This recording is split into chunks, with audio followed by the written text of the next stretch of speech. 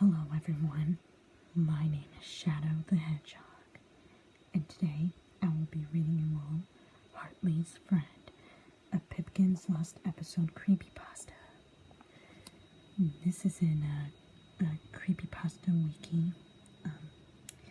Here's the thing, if I'm stuttering, I want to say I'm sorry in advance. I didn't finally get to sleep around 2 a.m.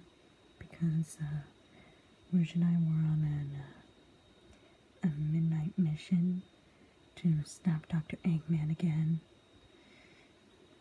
So yeah, Rouge read The Hex Girl's Theory, written by the Shadow Lioness.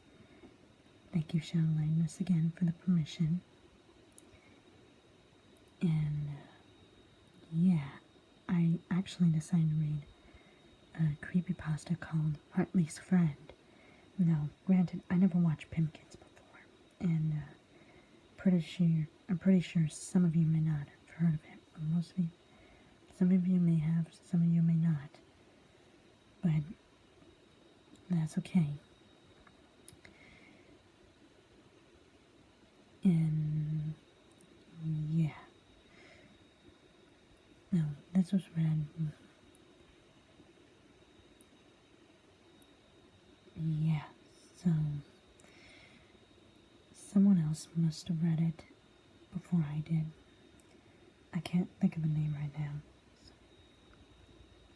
So if I don't say the name, I'm sorry.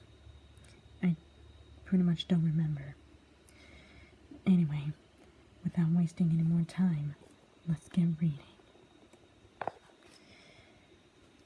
I know I don't use this internet thing often, but I recently turned 70, and I have realized that there are some secrets I must at least make an attempt to share with the world if I am about to be at peace in my final hours. I was a London-based private investigator in the 80s and early 90s. As those who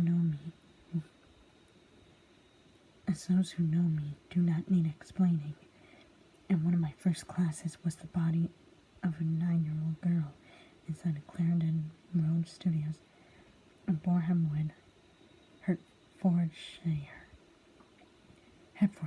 Oh, okay, there we go. It was very hush-hush, and no story was published.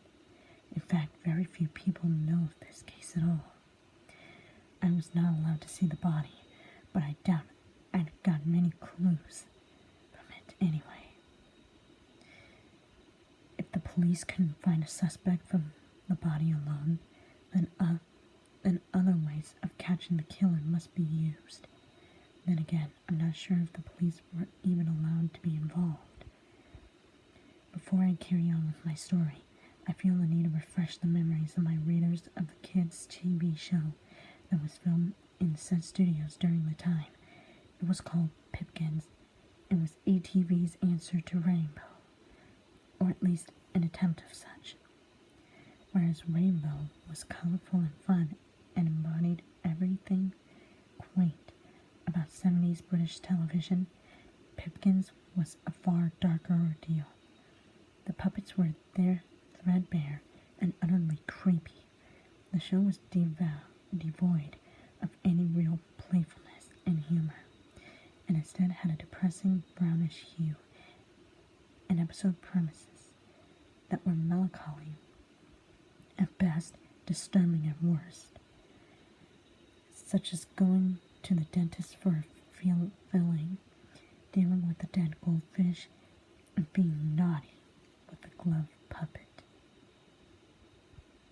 The main character was a very mangy-looking puppet called Hartley Hare, and he was joined by a snarky tortoise with a slow, deep voice. I also remember a Burmy pig and a monkey called Topov, who looked like he wore a mask on the top half of his face, even though that was just how the puppet was designed. Back to my story. I began my investigation by looking through the staff records, seeing who might have been in the room around the time she might have been murdered. It was estimated between 6 and 10 p.m. the previous day. didn't take long for me to find something odd. I looked at the list of cast and crew and began to match them person by person to a group photo that was taken not but 4 months ago. Everyone matched up, except one. There was one man standing at the back of the photo that I had no name for. I turned the photo over, for there was text that I hadn't read yet. Taken to celebrate the completion of the last episode of the season. Those involved get together to have a good time. I had a very strange idea, but I felt it was worth checking out. I procured a copy of the episode list and then searched the archives. My suspicions were correct. There was a tape not on the list, called Hartley's Friend, slotted in after the last official episode of the season, and nobody had ever noticed.